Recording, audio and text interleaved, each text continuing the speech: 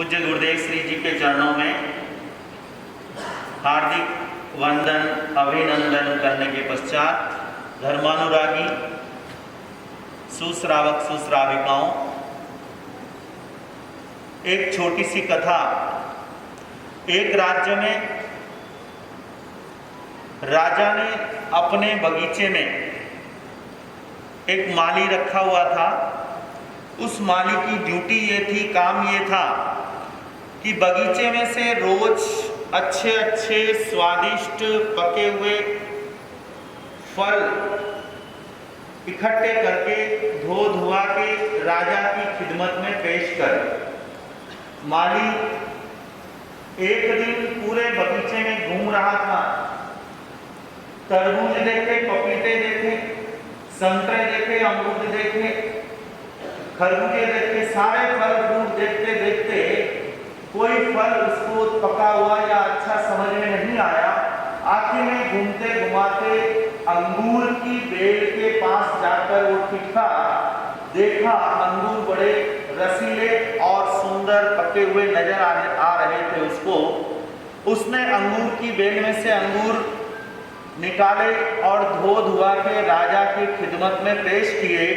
राजसभा के अंदर फलों का टोकरा अंगूर का राजा के सामने रखा।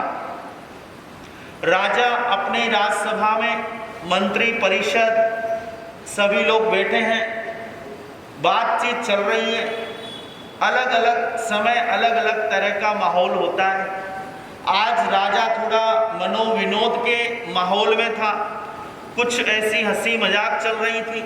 राजा के सामने फलों का टोकरा रखा, राजा हंसी मजाक करते हुए वह जो माली था जिसने अभी कल ही अपने मुंडन कराया था, अपने बाल कल ही कटवाए थे, उसका जो चांद था या सिर का जो भी बोल दो आप, चमक रहा था तेल से एकदम लगा के।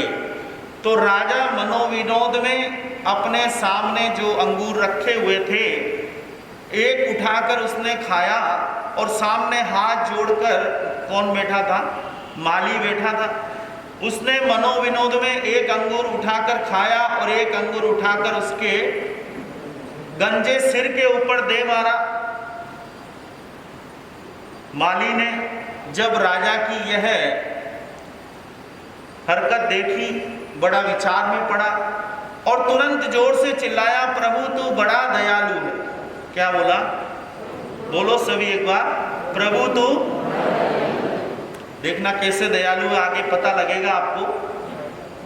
राजा ने सुनी ये बात, राजा को भी अच्छा लगा। उसने एक अंगूर मुंह में डाला, दूसरा अंगूर वापस उसकी टकरी के ऊपर दे मारा। अब माली ने वापस दूसरी बार बोला, प्रभु तू बड़ा दयालु है।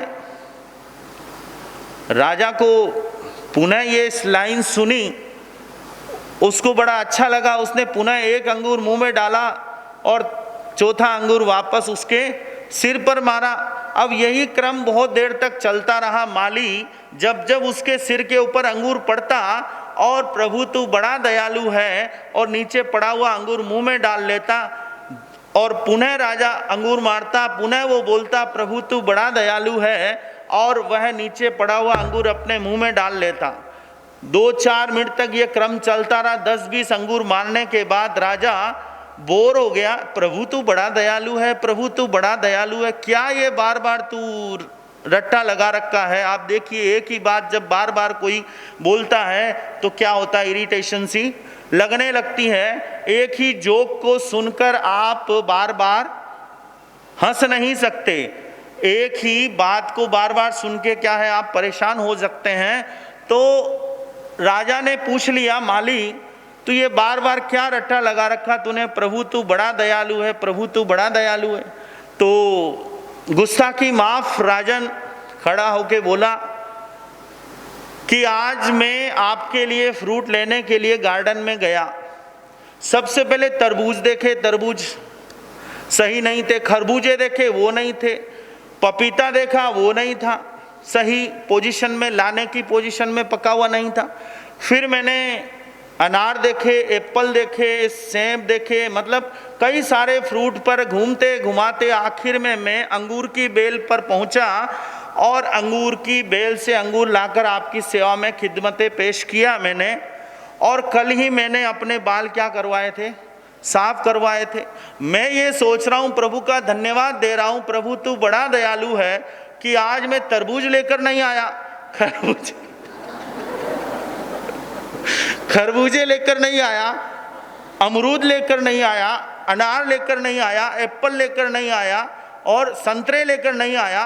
तो आज आप मनोविनोद में बैठे हैं, मजाक के मूड में बैठे हैं, क्या पता मेरे इस टकले सिर पर, बाल कटे हुए सिर पर क्या पता अमरूद पड़ते या अनार पड़ते, मुझे कितनी पीड़ा होती। सिर्फ मुझे भगवान ने आज अंगूर की बेल के ऊपर ही टिकाया और मैं अंगूर ही लेकर आया, और अंगूर की दर्द, अंगूर की मार क्या है मुझे कुछ फील नहीं हो रही। इसलिए मैं कहता हूं प्रभु तू बड़ा, क्या समझे इस कहानी से कि हे प्रभु तू बड़ा दयालु है, जो हो रहा है अच्छा हो रहा है, जो होगा वो अच्छा होगा, जो हुआ वो भी अच्छा हुआ।